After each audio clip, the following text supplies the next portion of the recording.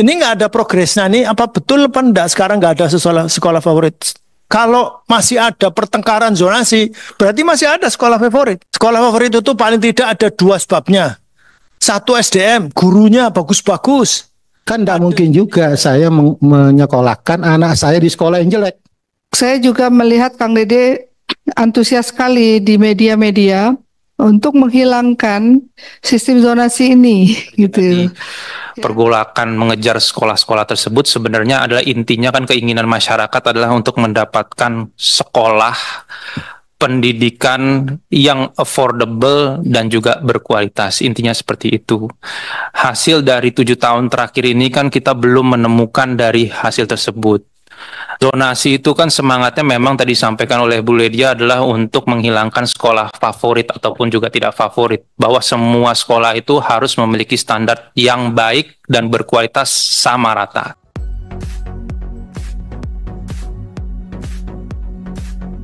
Di mana-mana sudah dimunculkan PPDB, yang mana sedang berlangsung, sedang berjalan, dan kami menerima berbagai laporan, termasuk di media, termasuk di mana-mana, yang mengatakan bahwa PPDB saat ini masih dalam konteks belum bisa diselesaikan dengan baik. Masih terjadi hal-hal yang di luar daripada sifat-sifat seharusnya, seperti zonasi, afirmasi, maupun juga prestasi. Ada juga pemasuhan-pemasuhan, ada juga pemaksaan, titipan, ataupun nilai-nilai tertentu seperti jual beli lokasi, jual beli bangku, dan lain-lain. Nah, untuk itu saya secara pribadi pernah mengusulkan kayaknya ini cukup 7 tahun kita PPDB dengan format seperti ini. Harus ada langkah berikutnya kalau kita berbicara pada tahun depan, di mana kemungkinan besar pemerintah baru juga membuat kebijakan baru. Jadi kita harapkan agar semua tidak ada sekolah yang favorit. Ini mah jangan-jangan bukan favorit Pak, sekolahnya juga nggak ada. Di Kota Bandung itu kota ya Pak, 11 kecamatan tidak ada SMA negeri Pak. Jadi sudah pasti dia nggak akan bisa diterima di negeri. Yang repot kan kami sebagai wakilnya ditanya, kami ini punya hak untuk mengikuti pendidikan tapi tidak diberikan haknya gitu. Itu tuh selalu berulang-ulang tuh setiap PPDB pasal 31 ayat 1 dan 2 itu keluar tuh dari mulut masyarakat gitu. Nah, persoalannya adalah bagaimana kemudian kita bisa mendorong kalau di kemarin dari Semarang dipimpin oleh Pak Fikri dan Kang Dede. Di sana disampaikan di Semarang ada SMP yang memang dibiayai oleh pemerintah daerah APBD sehingga swasta sehingga kalaupun tidak diterima di negeri, orang tua juga nggak khawatir gitu masuk ke swasta bayarnya gimana karena sudah ada.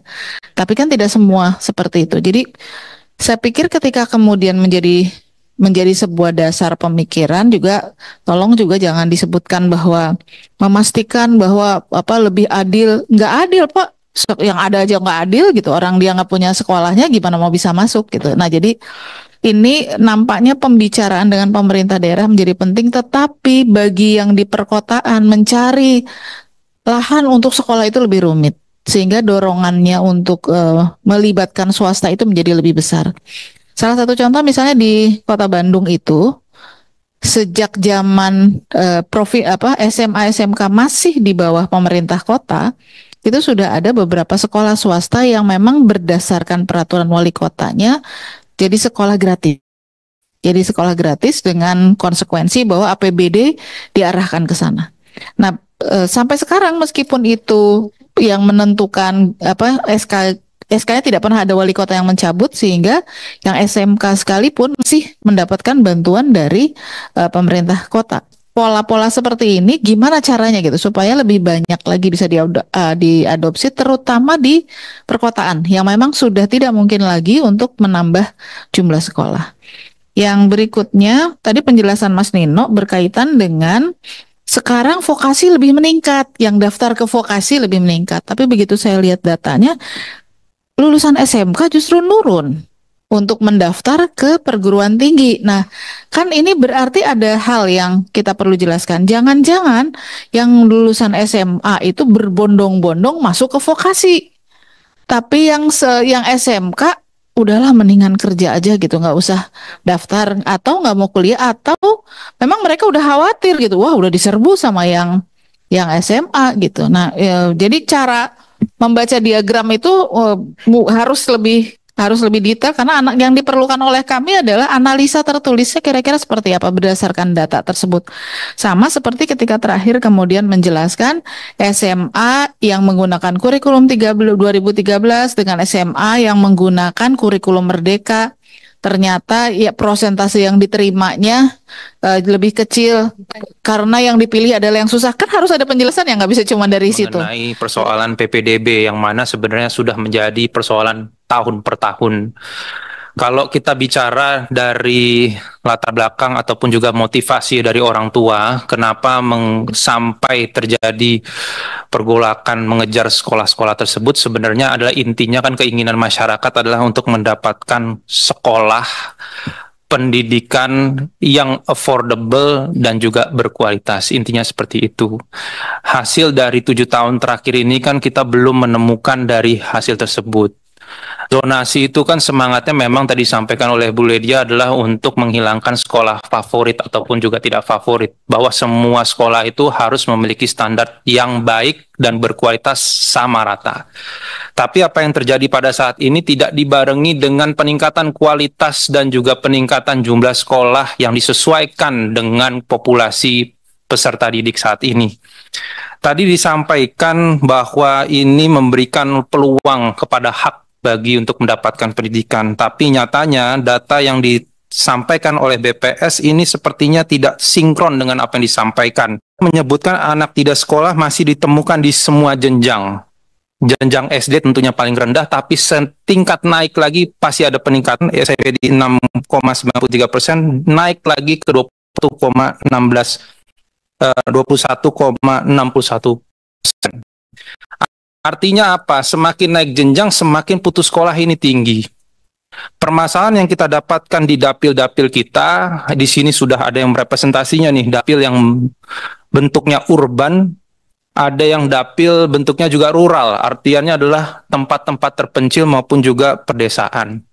Masih banyak yang kita temukan di beberapa kecamatan, penyelenggaraan sekolah SMP saja tidak ada untuk negeri. Di kecamatan untuk yang SMA pun juga masih banyak disampaikan tidak ada juga. Apalagi ditambahkan dengan kondisi zonasi yang menetik beratkan terhadap jarak rumah kepada satuan pendidikan. Ini dalam langkah satu ini aja pasti ada beberapa yang terdiskriminasi di soal ini. Oleh karenanya PPDB ini harus bisa diselesaikan dengan jangka panjang. Komitmen dari pemerintah untuk pembiayaan peningkatan kualitas yang merata di setiap daerah. Banyak Bu, daerah-daerah kita, di dapil-dapil kita itu sekolah-sekolah sebenarnya dibutuhkan. Banyak sebenarnya lahan-lahan juga bisa dibangun itu. Jadi intinya adalah bagaimana kita bisa memberikan dukungan dalam artian pendidikan ini. Secara anggaran juga sudah sangat besar, tapi secara penggunaannya masih belum juga terasa efektif untuk memberikan penyelenggaraan sekolah yang berkualitas yang kami sampaikan. Bila mana PPDB ini hanya diselesaikan dengan kondisi jawaban jangka pendek, saya bisa yakinkan di tahun depan juga pasti akan rame. Ini udah kayak setiap rutinitas ini, setiap tahun kami anggota Komisi 10 juga ditanya rekan-rekan semua bagaimana soal PPDB. Nah, oleh karenanya kami juga berharap ada penyelesaian secara long term ataupun jangka panjang untuk penyelesaian ini ya, tentunya dengan cara dibarengilah dengan peningkatan kualitas dan juga penyelenggaraan sekolah-sekolah. Secara filosofi dari sistem PPDB sekarang itu sangat kami apresiasi karena bertujuan untuk mengetahui angka ketercukupan sebaran sekolah serta daya tampung yang diharapkan akan menjadi acuan dalam pemenuhan fasilitas belajar mengajar dalam wilayah tersebut. Itu desolennya akan tetapi desain dan desolen dalam implementasinya tidak sejalan. Karena apa? Hal ini pemberian kewenangan secara pandang dalam melihat aturan tersebut oleh daerah berbeda-beda. Sehingga Kepsekjen nomor 47/M/2023 atau pedoman PPDB dalam menyongsong tahun anggaran 2024-2025 dimaknai ada perbedaan antara satu daerah dengan daerah yang lain. Dalam penetapan wilayah zonasi yang dilakukan pada setiap jenjang pendidikan oleh pemerintah daerah sesuai dengan kewenangannya dengan prinsip mendekatkan domisili peserta didik dengan sekolah. Tentu hal ini sangatlah ideal, akan tetapi dalam pemetaan lokasi titik koordinat sekolah itu acuannya dasarnya menggunakan instrumen apa. Nah, sistem informasi geografi yang seperti apa yang dipakai dalam mengukur pemetaan dan titik koordinat sekolah, dan ini penting agar masyarakat tidak salah dalam menerima informasi terkait zonasi ini, sehingga tidak lagi masyarakat itu yang mengukur sendiri dengan meteran seperti yang terjadi yang lalu. Nah, terkait dengan daya tampung, ada hal yang mungkin menjadi pemikiran kami, misalnya, bisakah daya tampung itu menyesuaikan dengan jumlah peserta didik? Nah, jika bukan peserta didik yang menyesuaikan daya tampung gitu, ini kami pertanyakan, mengingat ada hak dasar anak bangsa yang hilang, jika mereka harus mengemis untuk masuk sekolah yang sesuai dengan kondisi ekonominya. Namun calon peserta didik itu harus menyesuaikan dengan daya tampung yang ada. Nah, kondisi ekonomi bagi kami ini tentu sangat mempengaruhi mengapa masyarakat mau bersekolah di sekolah negeri. Jadi banyak kasus juga di wilayah kami yang berkeluh kesah, sementara mereka termasuk orang yang tidak mampu, ternyata tidak bisa diterima. Nah, kalau mereka harus berpindah ke sekolah yang jauh, sementara ekonominya sangat terbatas, ini kan menjadi persoalan. Saya juga melihat Kang Dede antusias sekali di media-media untuk menghilangkan sistem zonasi ini, gitu ya. Kalau kita menghilangkan sistem zonasi ini menjadi lebih, mungkin ada pola cara lain yang bisa diambil, yang bisa lebih adil, yang lebih berpihak kepada masyarakat secara menyeluruh. Setelah 7 tahun belum berhasil sampai hari ini, malah setiap tahunnya menjadi persoalan di dalam implementasi secara sistem zonasi. Apakah mungkin ada skema lain yang mungkin sudah dicoba diskusikan dengan multi pihak, pakar dan sebagainya, sehingga ke depan ini tidak lagi menjadi persoalan yang terus-menerus harus kita diskusikan seperti di forum ini yang sekian kalinya kita terus berbicara tentang sistem zonasi ini setiap tahun di ruang sidang ini. Terkait dengan PPDB, Bu, waktu kita RDP ya, kalau tidak salah, Ibu pernah menyampaikan data infrastruktur itu yang rusak, Bu ya. Kebutuhan DAK waktu itu. Oke, 5.700 sekian triliun ya. 576 576 ya. Ini mungkin, Bu, ini mungkin yang menyebabkan PPDB kita itu masih carut marut. Karena itu menurut saya mungkin ini perlu dikomunikasikan dengan Kementerian Keuangan agar enggak terulang, Bu. Karena temuan kami di lapangan, ada sekolah kehilangan rombel, ada sekolah nambah rombel. Nah ini, karena apa? Karena memang infrastruktur pendidikan antar zona itu belum adil. Nah ini menurut saya kita selesaikan, Bu. 500 triliun itu dikit loh, Bu. Kita punya 600 triliun kok kan gitu. Nah ini memang harus dianukan. Mungkin kita pakai 2 fase lah, pas tahun ini dan tahun depan kan gitu. Kalau enggak, ini akan muter terus. Kalau itu terus-terusan begitu, nanti Komisi 10 punya kesepakatan, kalau itu zonasi tidak perlu kan gitu kan, bahaya juga kan. Maksud saya, ini harus kita selesaikan karena menurut saya, setelah keliling-keliling dari daerah ke daerah, ada ketimpangan pelayanan pendidikan antar zona. Kan tidak mungkin juga saya menyekolahkan anak saya di sekolah yang jelek, kan gitu. Kayak tadi saya dibisikin sama Pak Gaddafi, iya itu di rumahnya, di kampungnya Bu Sekjen aja masih nggak ada sekolahan kan gitu. Nah itu maksud saya ini penting. Jadi tolong ini dikomunikasikan kebutuhan ini karena kita punya lah kalau untuk pendidikan menurut saya siapapun presidennya tidak boleh menolak kalau ada proposal untuk peningkatan pendidikan. Karena kita punya cadangan 600 triliun lebih. Harapan dari masyarakat ada perubahan. Kan ini selama ini selalu setiap tahunnya jadi permasalahan di masyarakat. Dan kita kalau melihat Di saat orang tua diwawancarai, orang tua itu seperti merasa kegelisahan, saya ini harusnya pantas anak saya bisa masuk, tetapi kenapa anak saya nggak bisa mendapatkan kesempatan, kan gitu hampir semua. Nah, ini menjadi kekhawatiran kita semua, dan kita di Dapil pun dihadapkan dengan permasalahan lebih besar lagi, gitu. Harus tahu tentang misalnya permasalahan PPDB ini ada juga yang orang tua, ya hampir sebagian besar kan yang mengeluhkan PPDB ini kan boleh dikatakan orang tua yang ekonominya emang agak sedikit ya terbatas. Dan terkadang mereka harus berpindah-pindah tempat. Kan ya maaf ngomong, mereka ngontrak sana-sini, pindah sana-sini. Akhirnya apa? Anaknya yang berprestasi menyampaikan ke kita, Mas Davi, anak saya ini juara-juara, tetapi nggak bisa masuk sekolah. Bagaimana? Saya kan nggak punya tempat tinggal yang tetap. Sekian bulan saya harus pindah, tinggalnya di bedeng-bedeng. Nah, ini menjadi permasalahan yang harus kita jawab. Jangan sampai kebijakan PPDB ini malahan tidak bisa menjawab suatu tantangan untuk bisa memberikan kesempatan pendidikan kepada anak-anak bangsa kita. Oleh karena itu, saya berharap nanti dengan masukan dari teman-teman yang cukup banyak ini menjadi memperkaya kebijakan baru, bagaimana misalnya mau direvisi ataupun mau dirubah sistem penerimaan siswa baru ini dengan masukan yang cukup luar biasa, bisa menjawab segala permasalahan. Karena emang hampir sebagian besar, Bu Sekjen, saya pulang ke Dapil itu ya ketemu kita kan hampir sebagian besar berhadapan dengan orang tua. Dan banyak sekali orang tua yang menerima manfaat seperti program Indonesia Pintar, itu ekonominya sangat terbatas. Saya kira ini klasik di ruangan ini akan selalu setiap tahun begini terus. Diskusi tentang PPDB yang zonasi itu kan tidak diselesaikan. Zonasi berdasarkan pemerintah. Karena ribut kemudian diubah menjadi berdasarkan radius. Karena ribut juga belum ada solusi juga.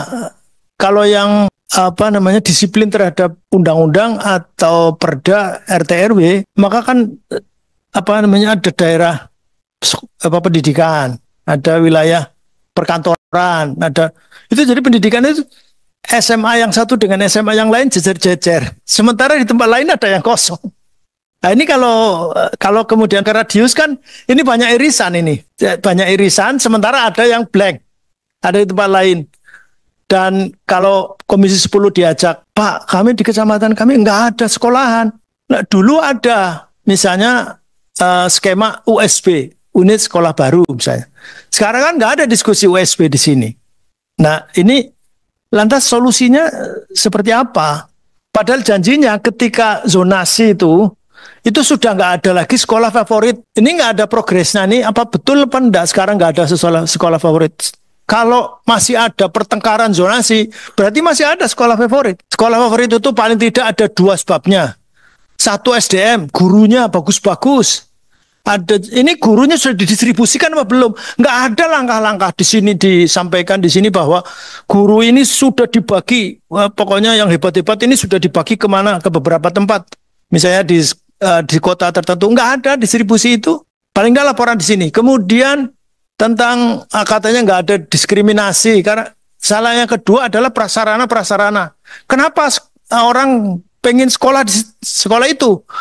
Karena ini sarana prasarananya bagus. Ini lepas dari ini Pak, itu nggak dibantu sama pemerintah. Ini PPDB mesti zonasi masalah, mesti ada